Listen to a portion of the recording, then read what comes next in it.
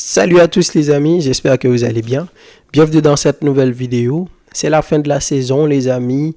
Le Barça qui a joué son dernier match dimanche dernier, victoire 2 buts à 1 contre le FC Séville avec un but de Lewandowski et encore un but de Fermín López. Le Barça qui termine normalement deuxième du championnat. C'était déjà le cas depuis la victoire contre Rayo Vallecano, victoire 3 buts à 0. Donc on était passé à 4 points sur Gérone. Donc même si le Barça avait perdu contre le FC Séville, le Barça aurait quand même terminé deuxième. Comme vous l'avez sûrement remarqué, j'ai pas vraiment fait de vidéo ces derniers temps. Voilà, j'ai préféré rester dans mon coin à pleurer tranquillement les amis parce que, faut se le dire, en tant que fan du Barça, c'est extrêmement compliqué ces derniers temps. Évidemment, j'ai regardé les matchs, j'ai regardé le match contre la Real Sociedad.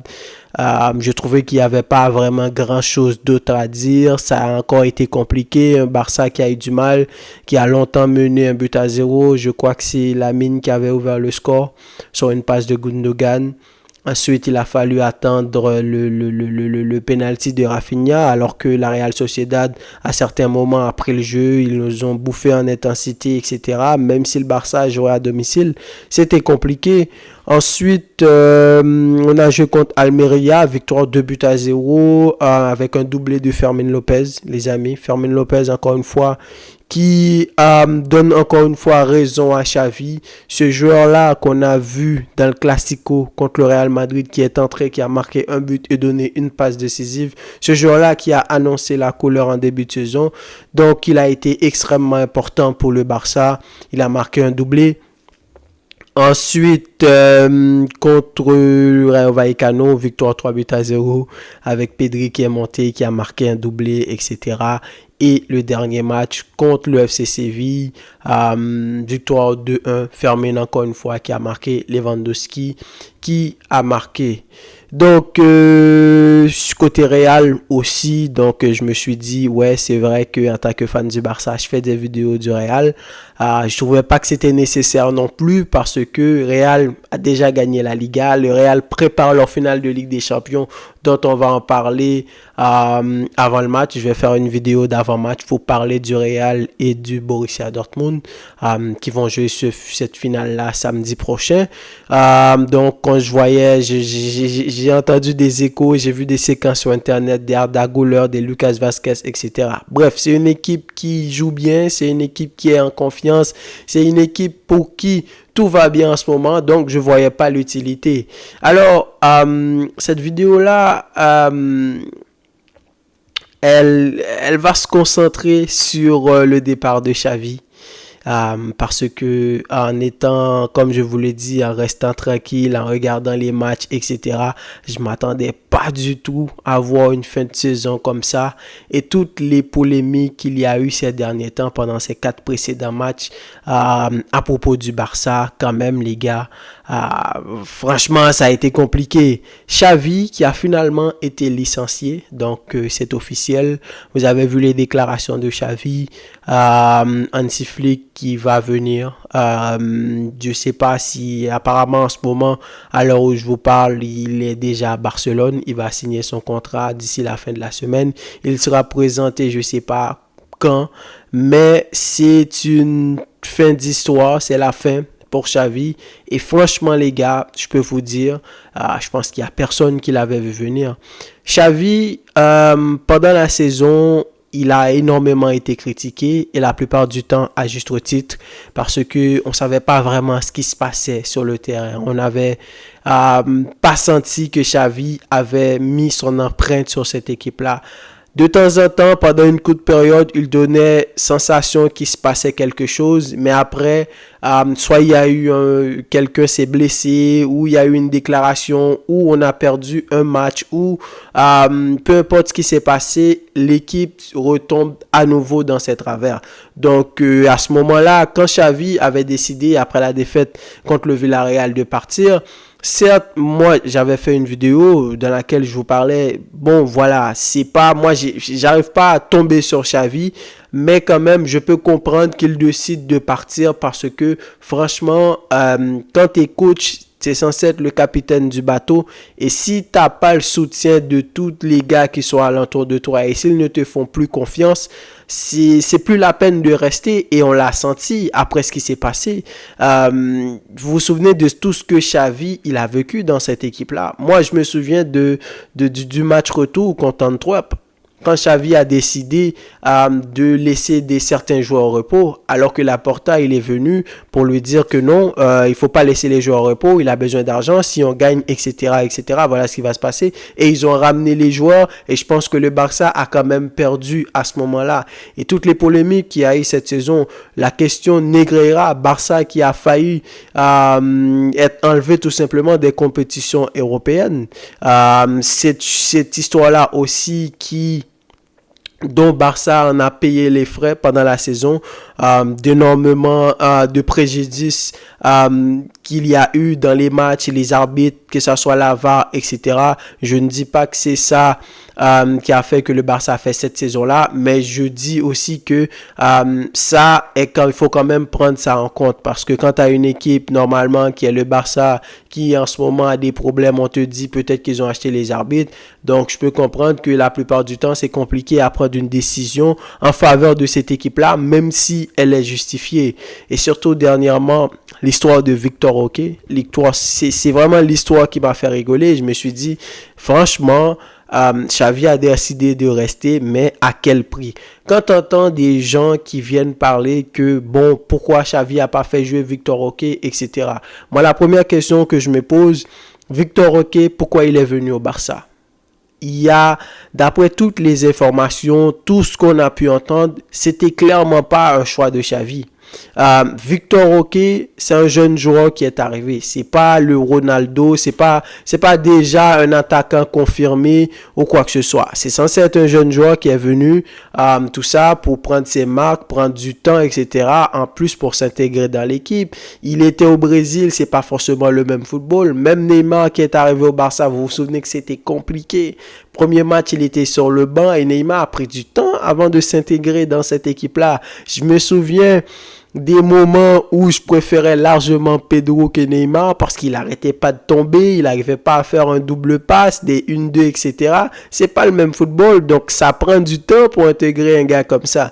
Neymar lui-même a dit ce qui lui a donné confiance, c'était Messi, et c'est d'ailleurs c'est pour cette raison-là qu'il aime énormément Messi, qui était venu le voir pendant qu'il pleurait dans les vestiaires, tout ça, et qui lui a dit de ne pas s'inquiéter, de jouer son football, etc. et que tout le monde allait être là pour l'aider. Et on a vu ce que ça a pu donner, parce que autant que Neymar était fort, mais mentalement, s'il n'était pas bien mentalement, il n'aurait pas pu performer dans cette équipe du Barça. Donc, de voir des gens qui viennent critiquer Xavi,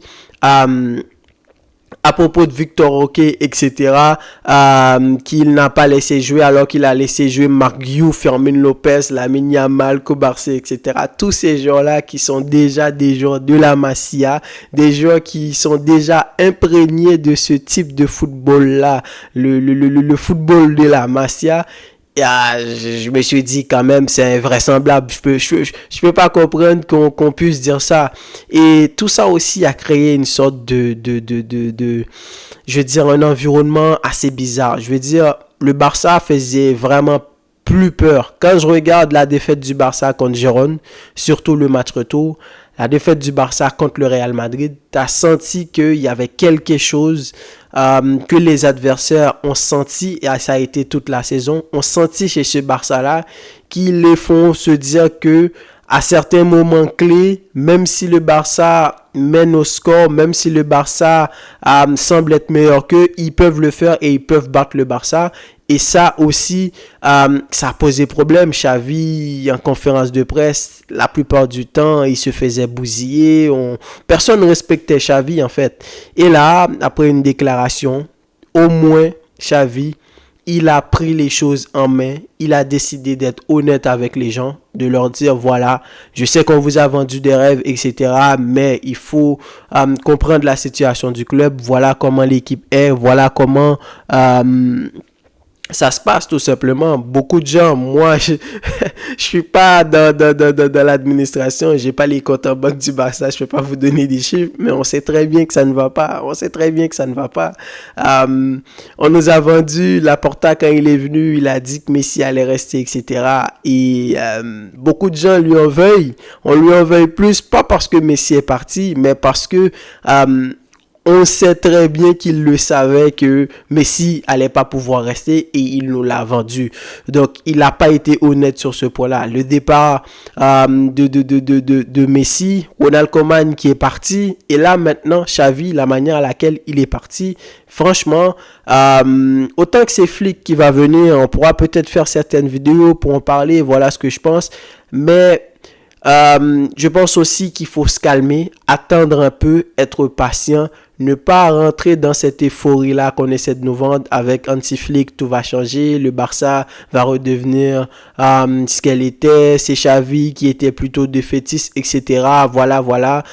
Je dis pas que Xavi, il a forcément pas il a pas ses torts à lui, je le pense aussi, mais quand même, quand tu regardes tout ce qui se passe autour de ça, déjà Félix qui est venu au Barça, je pense pas que c'est un joueur que voulait Xavi. À Cancelo, peut-être moins parce que c'est le type de gars qui ressemble un peu à Dani Alves, à ce genre de latéral droit là qui est capable de rentrer dans le jeu, et quand on connaît les qualités offensives de Cancelo, et surtout qu'on avait besoin d'avoir un vrai latéral droit, je me dis ok, mais c'est pas forcément ça que Xavi voulait. J'ai entendu aussi, il y a des informations qui sont sorties que soit le club, tout ça, bon bref, ça c'est pas des informations vérifiées, mais j'ai entendu dire que le club a montré certaines informations à certains joueurs pour leur dire que Xavi voulait qu'ils partent.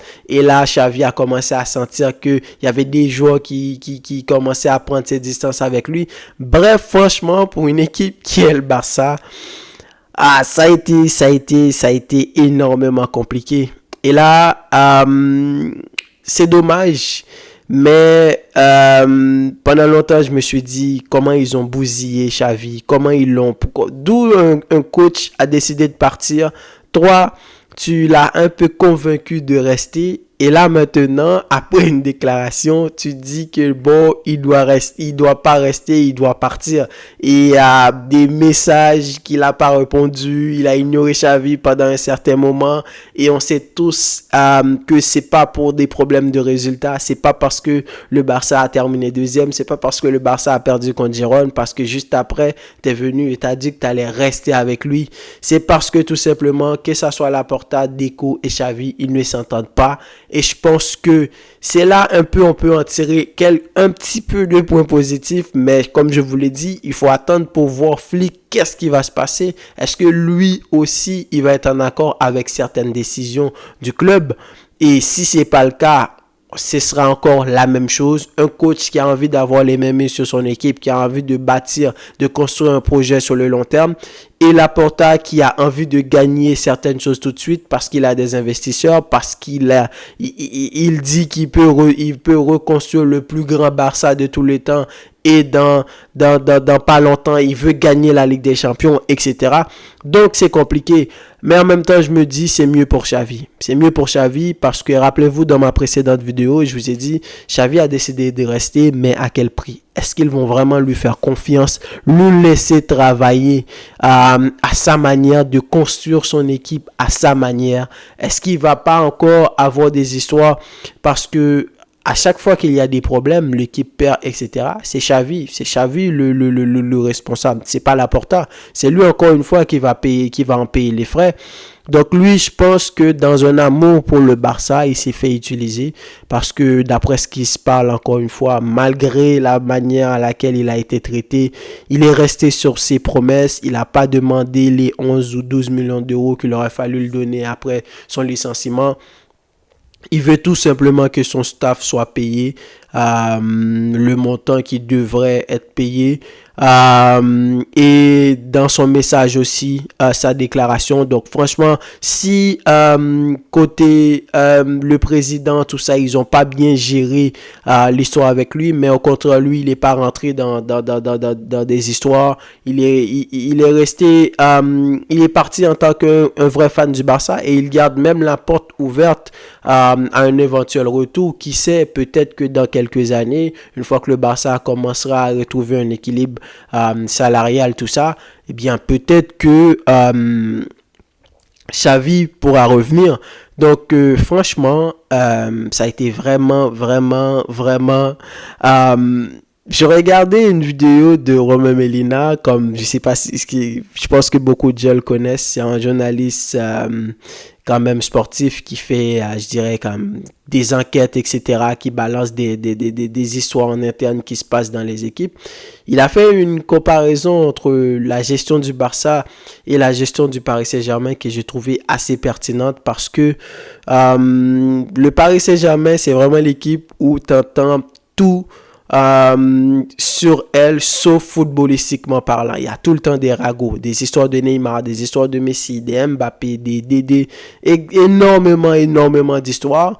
Et je dois dire aussi que cette saison, et surtout ces derniers temps, ça a été vraiment ça côté Barça. Surtout Xavi, Araujo, quand il a commis des erreurs. Beaucoup de joueurs, Oriol Romeu, etc. Beaucoup de joueurs ont été critiqués énormément. Et ça a pu affecter certains joueurs. J'ai discuté même avec certains amis. Il y en avait un qui me parlait, qui disait que beaucoup de gens sont tombés sur Dembélé parce qu'il a célébré, etc. On a dit que le Barça lui a tout donné. Mais il faut se dire pour de vrai qu'on ne sait pas vraiment ce qui s'est passé dans l'histoire de Dembélé. Parce que un joueur qui avait la confiance de Xavi, un joueur qui a commencé à retrouver le niveau sous la tutelle de Xavi, et qui du coup a décidé de partir comme ça, franchement c'est qu'il s'est passé quelque chose. Il a dit si c'était pour Xavi, il allait rester, etc. Donc voilà. Xavi a été borné tout simplement. On l'a utilisé parce qu'on savait que c'était une légende du club, parce qu'on savait que s'il venait tout ça, ça allait redonner de l'espoir à beaucoup de gens, et moi y compris. J'ai vraiment cru que Xavi pouvait faire quelque chose, mais c'était sans prendre en compte de la vision de Xavi et la vision de l'équipe. Il a énormément été critiqué parce qu'il n'a pas ramené le tiki-taka dans l'équipe, alors que si on a pu voir Xavi quand il était à peine arrivé, quand il avait remplacé Coman, il est allé chercher Dani Alves, il est allé chercher Aubameyang, il est allé chercher Adama Traoré, Ferran Torres, etc. Et cette équipe-là, j'ai vu que c'était une équipe beaucoup plus directe qui utilisait Dembélé sur le côté, Aubameyang de temps en temps, Dani Alves de temps en temps. Ça allait extrêmement vite. C'était pas vraiment le tiki-taka qu'on attendait, et ça a commencé, et ça a porté ses fruits parce que le Barça a terminé deuxième. On a même battu le Real Madrid 4-0 au Santiago Bernabéu, l'équipe qui avait gagné la Ligue des Champions. Donc voilà, Xavi a été énormément critiqué, on l'a utilisé, et franchement au final, même si ça se termine mal, je pense qu'il devrait partir parce que je pense encore une fois, on allait être dans la même histoire cette saison, à savoir un coach qui a une idée claire, qui lui veut construire sur l'avenir avec des nouveaux joueurs, qui est conscient de la situation du club, des joueurs qui sont pas capables de rester et qui doivent partir. Et t'as l'autre côté le président, etc., que ce soit Deco, et eux qui sont pas d'accord, qui ont une idée, qui essaient de forcer au coach d'accepter certains joueurs, et quand ils décident sur le terrain de ne pas l'accepter, il y a des histoires qui sortent comme quoi c'est une mauvaise gestion. Maintenant avec Flick, j'espère que ça sera différent. Flick, c'est pas vraiment un coach que j'ai vraiment suivi. On sait qu'il a gagné la Ligue des Champions avec le Bayern, la victoire 1-0 sur le Paris Saint-Germain. On se souvient de la forme de quelqu'un comme Goretzka, de comment il s'appelle, le latéral gauche, qui pourra peut-être venir au Real. Lewandowski, on se souvient tous, ce gars-là, ils ont eu une forme physique exceptionnelle. C'est l'une des choses qu'on reproche à l'équipe. Alphonso Davies, oui, Alphonso Davies. Donc, cette chose-là, c'est l'une des choses qu'on reproche au Barça, c'est-à-dire que cette équipe manque de physique, ça manque d'intensité dans le jeu. Quand le Barça commence à confronter une équipe qui amène beaucoup plus de densité, ce Barça-là n'est pas capable de répliquer. Donc, est-ce que Hansi Flick va amener tout ça? Mais forcément aussi sur lui, Lewandowski a été dans une meilleure forme. C'est sur lui que Lewandowski aurait dû gagner ce ballon d'or là en 2020, où il a fait une énorme saison. Après, il est allé en sélection allemande, mais ça a été compliqué encore une fois. Il n'a pas réussi, il s'est fait éliminer dans cette Coupe du Monde-là dès les premiers tours. Voilà, est-ce que c'est quelqu'un qui va vraiment amener cette stabilité-là dans cette équipe-là? Je pense qu'il va lui falloir du temps lui aussi. Xavi l'a dit très clairement et je pense que c'est la réalité.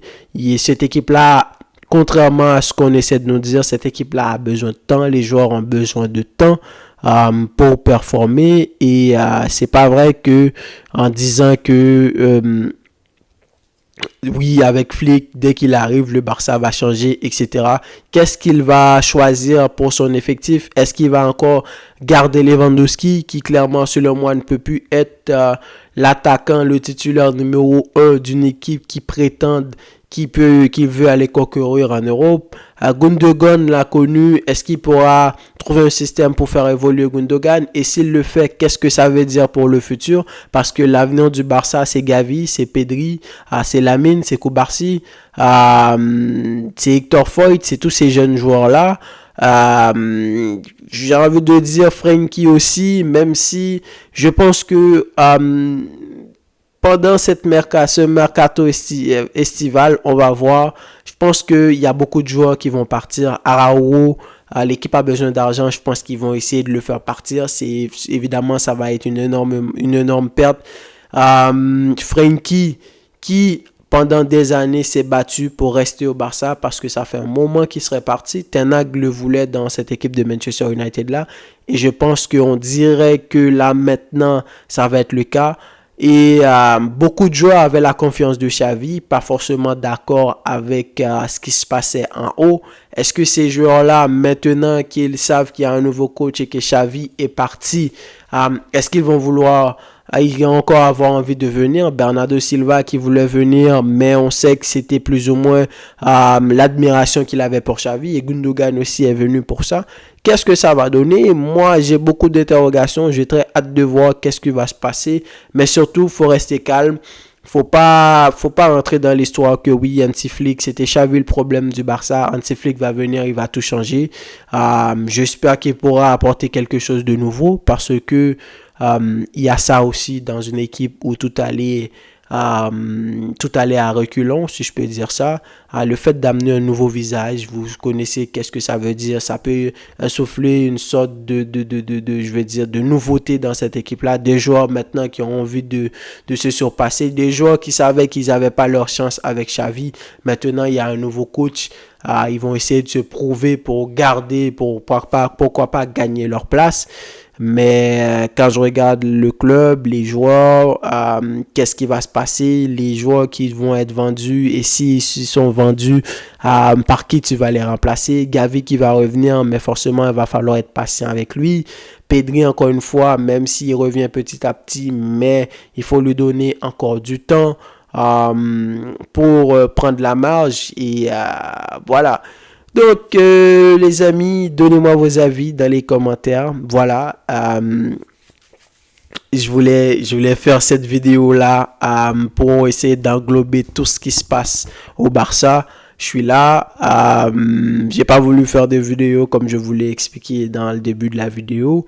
Mais quand même, ça a été dur. Vivement la saison prochaine. Vivement la saison prochaine. J'ai très hâte de voir ce qui va se passer. En attendant, on pourra quand même se réfugier dans les compétitions qui vont avoir lieu. La Coupe d'Europe, les amis. La Coupe d'Europe des Nations, qui je pense que ça va être excellent. Quand je pense à l'Espagne, l'Angleterre, l'Allemagne qui recommence, etc. À la France, le Portugal, plein d'équipes qui sont en excellente forme, qui ont des joueurs qui annoncent la couleur, la Copa América. Est-ce que pour une fois Vinicius va apporter le Brésil, etc., leur permettre de gagner cette Copa América, pourquoi pas le permettre d'aller, je sais pas, avoir beaucoup plus d'arguments pour le Ballon d'Or. Est-ce que l'Argentine de Messi va encore le faire, savoir gagner cette Copa América là? Messi qui est en MLS maintenant et qui va pouvoir venir épater tout le monde dans cette Copa América là. Donc voilà. Dites-moi qu'est-ce que vous en pensez, quel est votre avis sur la situation de Xavi, comment vous voyez les choses pour le futur. Mais je vais y penser, peut-être regarder si je peux faire une vidéo sur Flick, mais je pense que je vais plus ou moins m'habituer avec lui quand il va commencer à coacher le Barça pour voir un peu qu'est-ce qu'il va apporter. Mais oui, c'est quelqu'un qui a gagné, mais ça ne veut pas dire que c'est pas le coach digne d'un Guardiola, de même, pourquoi pas, d'un Ancelotti, même si c'est pas forcément le même style du Barça. Voilà, c'est pas dans ce standard-là d'un club. C'est un coach qui a gagné la Ligue des Champions. Il peut amener ce truc-là, mais quand même, ça ne veut pas dire qu'il va venir avec une baguette magique et venir taper le Real de Mbappé et aller gagner la Ligue des Champions l'année prochaine. Voilà. Donc, c'est tout pour la vidéo et je vous dis à la prochaine pour une nouvelle vidéo. Salut.